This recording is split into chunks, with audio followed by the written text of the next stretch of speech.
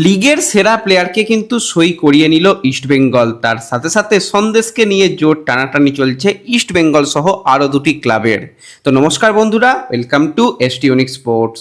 বন্ধুরা, এই ভিডিওতে আমরা কথা বলবো বেশ কিছু ট্রান্সফার নিউজ নিয়ে, ইস্টবেঙ্গলে বেশ কিছু কনফার্ম ডিল নিয়ে, তার সাথে সাথে আমরা অন্যান্য বেশ কিছু ফুটবল আপডেট নিয়েও কথা বলে নেব এই ভিডিওতে। ইন্টারেস্টিং ভিডিও হবে, শুরু থেকে শেষ পর্যন্ত দেখো। ভিডিও ভালো লাগলে সকলে একটু লাইক শেয়ার করে দিও, আর যারা চ্যানেলে প্রথমবারের জন্য এসেছো মনে করে চ্যানেলটাকে সাবস্ক্রাইব আর ফলো করে নিও, তাহলে প্রিয় দলের খেলার সমস্ত আপডেট তোমরা এখানে পেয়ে যাবে। তো চলো আর দেরি না করে ভিডিও শুরু করা যাক। তো শুরুতেই কিন্তু আইএসএল এর অন্যতম একজন সফল বিদেশি প্লেয়ারকে নিয়ে কথা বলতেই হয়। সেটা হচ্ছে 33 বছর বয়সী অস্ট্রেলিয়ান অ্যাটাকিং লাইনের প্লেয়ার ডিমিট্রি পেট্রাটোস। তাকে আমরা প্রথমে এটিকে মোহনবাগান, পরে মোহনবাগান সুপার জায়েন্টের জার্সি গায়ে দীর্ঘদিন ধরে কিন্তু ফুটবলটা খেলতে দেখলাম, এবং 4 বছরের একটা বড় সম্পর্ক সেটা কিন্তু অফিসিয়ালি এবার ইতি হলো। তো ডিমি পেট্রাটোস যে আগামী সিজনে মোহনবাগান সুপার জায়েন্ট দলের সদস্য থাকছে না, সেটা অনেক আগেই তোমাদের জানা ছিল এবং আমরাও তোমাদের শেয়ার করেছিলাম। তার শেষ ম্যাচ সে খেলে ফেলেছিল। এবার ডিমি পেট্রাটোসের সঙ্গে কিন্তু অবশ্যই সবুজ মেরুনের একটা সম্পর্ক খুব ভালো তৈরি হয়েছিল। এরকম অনেক বিদেশি আসে যাদের সঙ্গে সত্যি খুব ভালো সম্পর্ক হয়। তো এই ডিমি পেট্রাটোসকে আমরা যখন প্রথম সিজনে দেখেছিলাম, সেখানে ব্রিলিয়ান্ট পারফরমেন্স ছিল। একার দক্ষতায় কিন্তু দলকে ট্রফি এনে দেওয়া, সেই ফাইনালে হাই ভোল্টেজ বেঙ্গালুরু ম্যাচটা সত্যি একটা আউটস্ট্যান্ডিং ম্যাচ ডিমি পেট্রাটোস উপহার দেয়। নিজের প্রথম সিজনে এসে দ্বিতীয় ম্যাচেই কেরালা ব্লাস্টার্সের বিরুদ্ধে হ্যাট্রিক, সেটাও ছিল একটা অন্যতম তার জাত চেনানোর ম্যাচ। তো ডিমি পেট্রাটোস কিন্তু এই যে 4 বছর দলে যুক্ত ছিল, সেখানে 5টি ট্রফি জিতেছে, 2টো আইএসএল এর ট্রফি, 2টো আইএসএল এর শিল্ড, তার সাথে কিন্তু ডুরান্ড কাপ চ্যাম্পিয়নও হয়েছিল, এবং সেই ডুরান্ড কাপ চ্যাম্পিয়নের যে চ্যাম্পিয়নশিপ গোল্ড সেটাও কিন্তু এই ডিমিট্রি পেট্রাটোসের কাছ থেকে আমরা দেখতে পেয়েছি।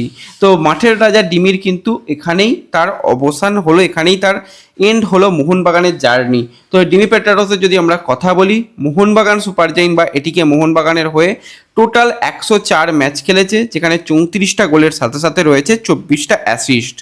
আর ডিমি পেট্রাটোস মাঠে থাকলে মাঠের সেই যে একটা গমগম ব্যাপার, সেটা আলাদাই ছিল।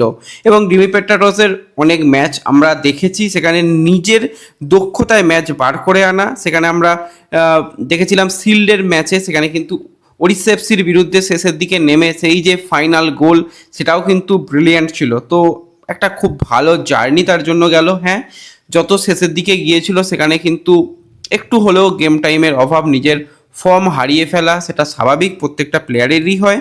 তো খুব খারাপভাবে না হলেও মোটামুটি ঠিকঠাকভাবেই তাকে বিদায় জানানো হলো, এবং অফিসিয়াল পেজ থেকেও কিন্তু যথেষ্ট ভালোভাবে কিন্তু তার বিদায়টা ঘোষণা করা হয়েছে, দেখে খুব ভালো লাগলো। তো ভালো থেকো ডিমি, আবারও যদি কোনো দিন দেখা হয়, সম্ভাবনা তো কম, দেখা হলে খুবই ভালো লাগবে। তো সত্যি আমার অত্যন্ত পছন্দের প্লেয়ার, এবং অনেকেরই দেখবে পছন্দের বেশ কিছু প্লেয়ার নানান রকম দলে খেলে, তার মধ্যে ডিমি পেট্রাটোস অন্যতম।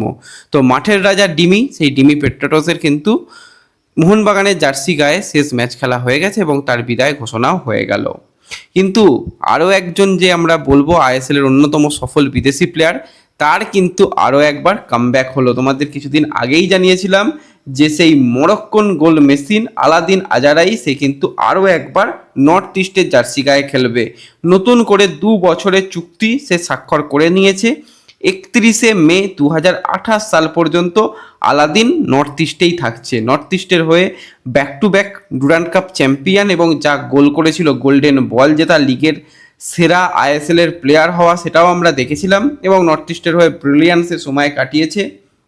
আমরা যদি নর্থ ইস্টের জার্সি গায়ে তার পারফরমেন্স নিয়ে কথা বলি, তো যত সময় গেছে তার পারফরমেন্স আউটস্ট্যান্ডিং ছিল। সেখানে টোটাল 41 ম্যাচে 39 গোলের সাথে 15টা অ্যাসিস্ট রয়েছে। তো আলাদিন কামব্যাক করছে, এবং দেখা যাক আলাদিন 2.0 কীরকম হয়, কারণ প্রথম জার্নিটা দারুণ ছিল।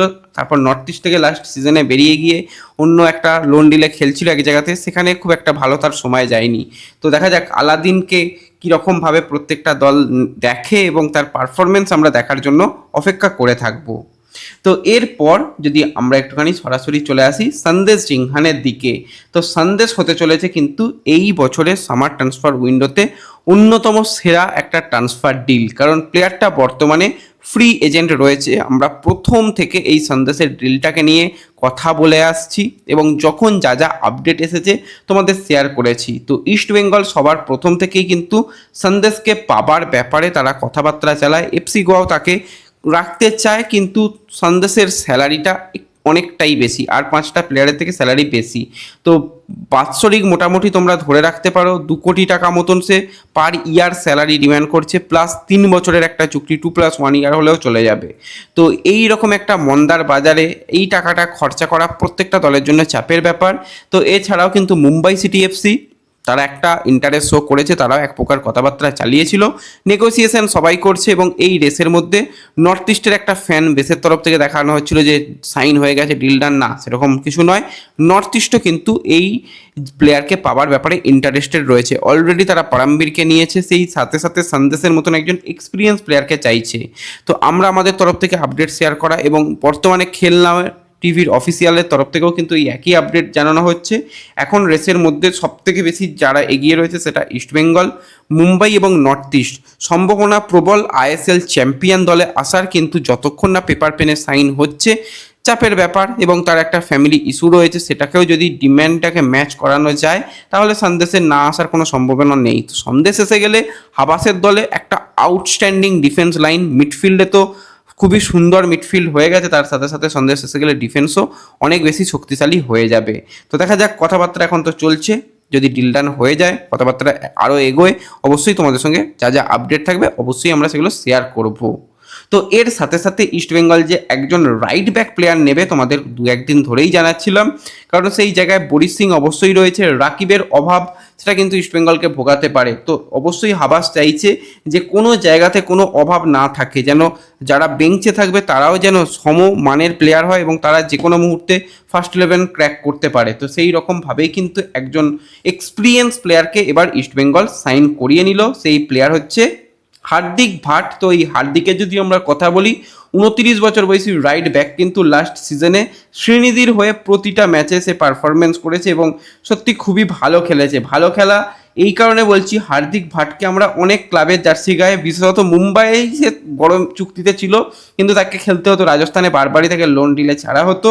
তো লাস্ট সিজন সে শ্রীনিধির হয়ে খুবই ভালো খেলেছে এবং লিগের সেরা রাইট ব্যাক হিসাবে কিন্তু হার্দিক ভাট খেলেছে। লাস্ট 2টো সিজন হার্দিক ভাটের জন্য ব্রিলিয়ান্ট যাচ্ছে এবং এই হার্দিক ভাট এক্সপিরিয়েন্স প্লেয়ারকে কিন্তু 3 বছরের একটা বড় চুক্তিতে ইস্টবেঙ্গল তারা সাইন করিয়ে নিল। এটা কিন্তু একটা খুবই ভালো ডিল বলতে হয়। তো দেখা যাক, হার্দিকের এক্সপিরিয়েন্স রয়েছে, ফার্স্ট 11 সে আসতে পারে কি না সেই দিকে অবশ্যই আমাদের নজর থাকবে।